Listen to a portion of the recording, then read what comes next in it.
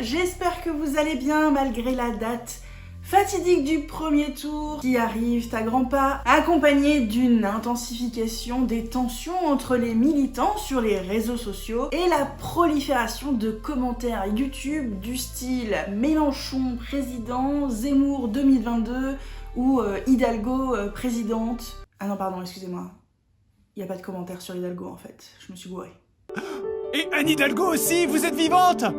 Mais attendez une seconde, mais je ne suis pas morte. Oh là, c'est pas ce que disent les sondages. Alors aujourd'hui, je reviens vous enquiquiner avec le format sur les alliés européens des candidats à l'élection présidentielle. On s'est déjà intéressé à Jean-Luc Mélenchon, à Yannick Jadot, Valérie Pécresse, Éric Zemmour et Marine Le Pen. Et aujourd'hui, du coup, on va se pencher sur Emmanuel Macron. Alors oui, je sais, on n'a pas traité Anne Hidalgo, mais je dois vous avouer que on n'a pas forcément eu le temps et qu'elle n'a pas été priorisée du fait de ses résultats dans les sondages. Mais il y a quand même beaucoup de choses très intéressantes à dire sur les sociodémocrates en Europe en général, puisque leur santé est bien meilleure que le Parti socialiste en France, et donc intéressant de voir pourquoi en Europe les sociodémocrates réussissent là où le Parti socialiste échoue en ce moment. Donc à voir si on fera pas quand même ce sujet dans une vidéo prochaine, même si du coup on traitera pas ça sous le prisme de Hidalgo, mais plutôt sur les sociodémocrates en général. Donc si jamais ça vous intéresse ce sujet, n'hésitez pas à le dire dans les commentaires et je le ferai après la présidentielle. Alors je sais que Fabien Roussel a aussi été demandé dans les commentaires et que lui non plus n'aura pas été traité. C'est pareil, manque de temps et surtout c'était pour éviter de faire une sorte de répétition avec la vidéo qui a été faite sur Mélenchon. Donc si jamais vous voulez voir un petit peu l'état de la gauche radicale en Europe, je vous invite à aller voir la vidéo sur Mélenchon. Alors certes, ça ne se focalise pas sur le communisme et l'histoire du communisme en Europe est très intéressante, mais voilà. On a dû faire des choix, on a traité ceux qui avaient le plus d'intention de vote dans les sondages. C'est comme ça.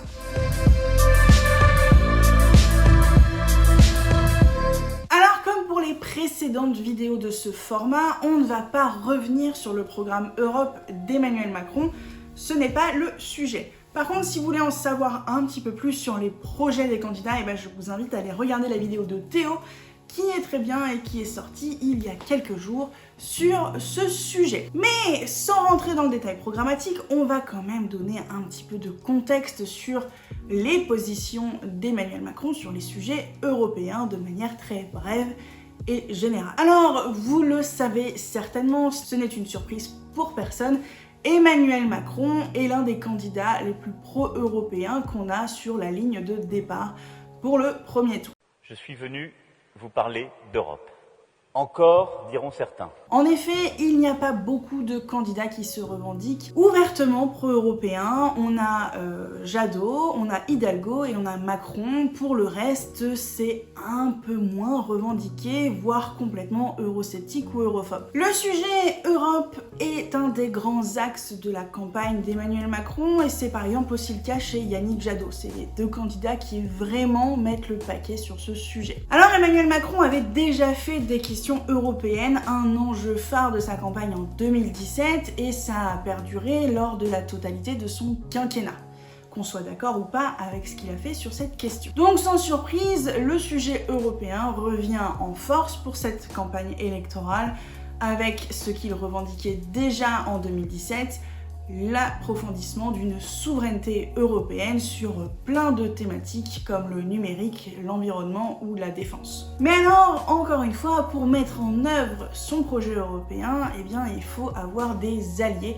au niveau des institutions européennes et donc, comme pour les autres candidats, on va voir qui sont les copains d'Emmanuel Macron.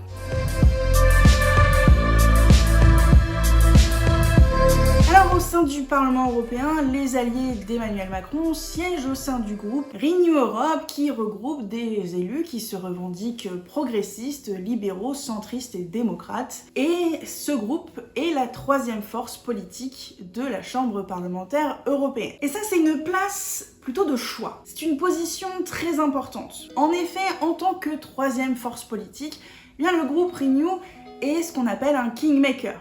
ou un faiseur de roi dans un bon français. En fait, c'est la force pivot du Parlement européen, puisqu'elle peut faire basculer un texte dans un sens ou dans un autre. Les voix des députés de ce groupe sont donc très importantes pour les deux autres groupes principaux de la Chambre, à savoir le PPE, donc la droite, et les sociaux-démocrates. D'ailleurs, c'est intéressant de noter, on en a déjà parlé dans une précédente vidéo que je vous remets en haut, mais une forme de coalition s'est construite au niveau du Parlement européen entre les groupes PPE, SND, donc les sociaux-démocrates, et Renew Europe, les centristes. C'est un accord qui a été trouvé en décembre dernier et un accord sur des priorités politiques. Alors Renew Europe a 102 élus et ils sont issus de 23 États membres sur les 27 qui composent l'Union européenne.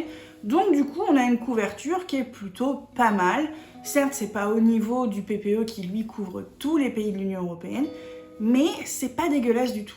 Et surtout, ça démontre que les centristes libéraux s'implantent de manière durable dans le paysage politique européen. D'ailleurs, il faut noter que le nombre d'élus de ce groupe a progressé par rapport à la précédente législature, passant ainsi de 70 élus à 102 députés. Alors, il faut savoir aussi que Renew Europe, c'est l'héritier du groupe ALDE, qui est son ancêtre, même si bon, la LDE c'est pas si vieux, ça date de la précédente législature. Et donc la LDE c'était quoi? Eh bien c'était l'Alliance des libéraux et des démocrates pour l'Europe, et donc c'est devenu Renew Europe en 2019. La délégation française est la plus importante des délégations de ce groupe, avec 24 députés.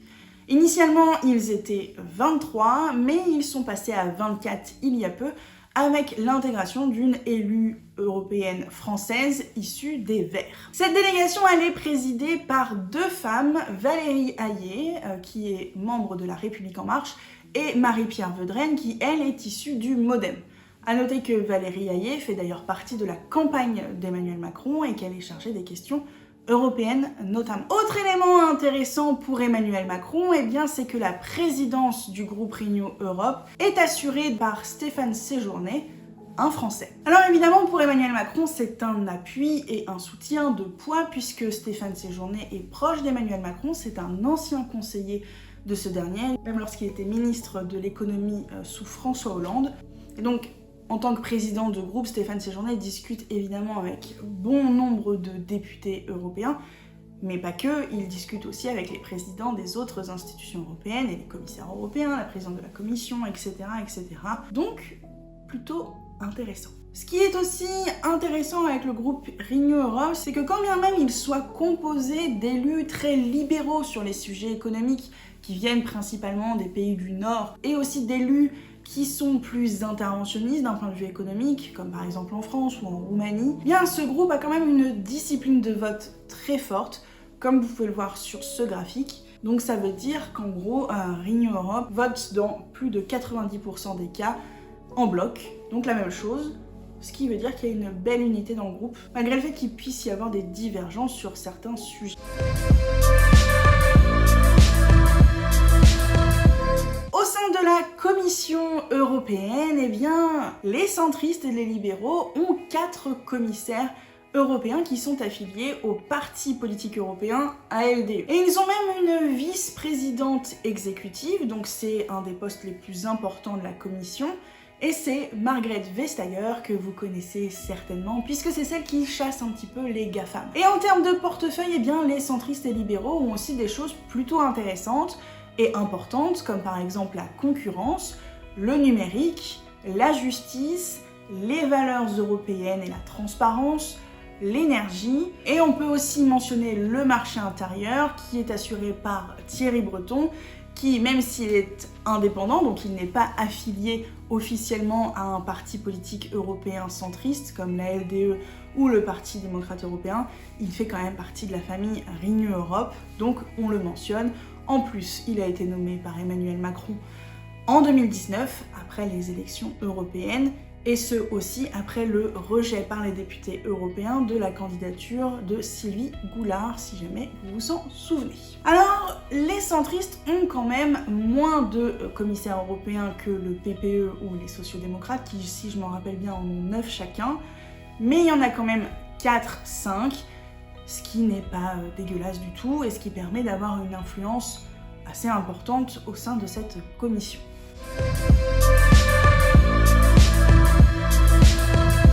Côté Conseil européen, eh bien on peut noter que Charles Michel, le président de cette institution, fait partie de la même famille politique qu'Emmanuel Macron, à savoir les centristes et les libéraux. Il a été nommé par les chefs d'État en 2019 pour un mandat de 2 ans et demi et a été reconduit il y a quelques jours pour un second mandat de 2 ans et demi, donc il aura été pendant 5 ans président du Conseil européen. Le président du Conseil européen a un rôle de médiateur, si je peux le résumer comme ça très brièvement, où il doit s'assurer du coup de permettre de trouver des compromis entre les différents États membres. En tout cas, le rôle du président du Conseil européen peut être tout à fait politique, ça dépend évidemment de la personnalité qui occupe ce poste. Donc en tout cas, ça génère de l'influence non négligeable également. Alors au-delà de ce premier allié, eh bien 5 chefs d'État et de gouvernement sont de la famille politique d'Emmanuel Macron au niveau européen, à savoir Alexander De Croo, le Premier ministre belge, Mark Rutte, le Premier ministre des Pays-Bas, Xavier Bettel, le Premier ministre du Luxembourg, Michael Martin, le Premier ministre irlandais, et enfin Kaja Kallas, la Première ministre d'Estonie. Alors c'est beaucoup moins que le PPE ou les sociaux-démocrates, sans aucun doute. Mais on peut quand même noter que les centristes et libéraux ont une base solide au sein du Conseil européen. Donc ça c'est pour les chefs d'État et de gouvernement. Mais il faut aussi savoir que les centristes et les libéraux, donc la famille Renew Europe, est membre de 6 coalitions gouvernementales. Par exemple l'allié FDP. Alors, non, pas l'insulte. C'est le nom du parti politique, mais je ne le prononcerai pas en allemand parce que je ne sais pas parler allemand.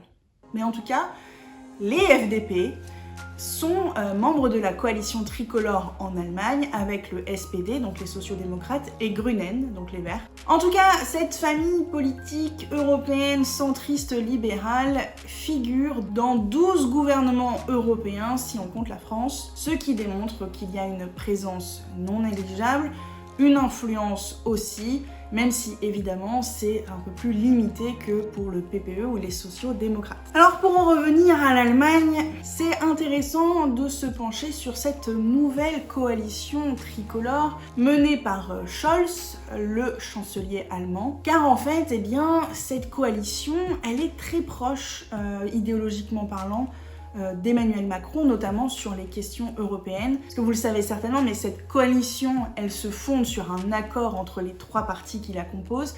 Et dans cet accord, il y a tout un chapitre sur les questions européennes qui rejoint très fortement la vision d'Emmanuel Macron sur ce sujet. Donc en fait, Emmanuel Macron n'a pas du tout de difficulté pour discuter et se mettre d'accord avec la coalition allemande menée par Scholz. Alors évidemment, il y a des sujets de divergence qui existent et qui existeront toujours avec l'Allemagne, quel que soit le gouvernement en place dans les 2 pays, mais en tout cas, les discussions sont fluides, possibles, et les accords sont assez nombreux. A l'inverse, Mark Rutte, qui est le Premier ministre des Pays-Bas et qui fait partie de la famille politique d'Emmanuel Macron, a pu avoir des divergences avec ce dernier, notamment sur le sujet du plan de relance européen, qui a été conclu en 2020 à la suite de la pandémie, mais si vous vous en souvenez, ou en tout cas si c'est pas le cas, je vous le dis, mais il y a eu de grosses discussions et de grosses divergences entre ces 2 chefs d'État et de gouvernement sur le sujet du plan de relance, puisque les Pays-Bas, qui fait partie des pays qu'on appelle frugaux,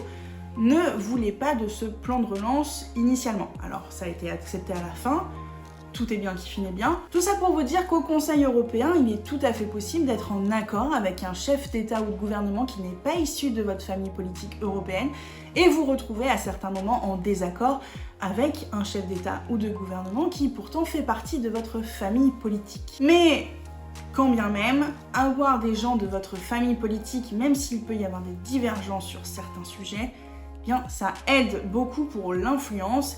Et aussi, généralement, ces différentes familles politiques ont une ligne directrice qui est commune et qui du coup peut aider pour pousser certains sujets.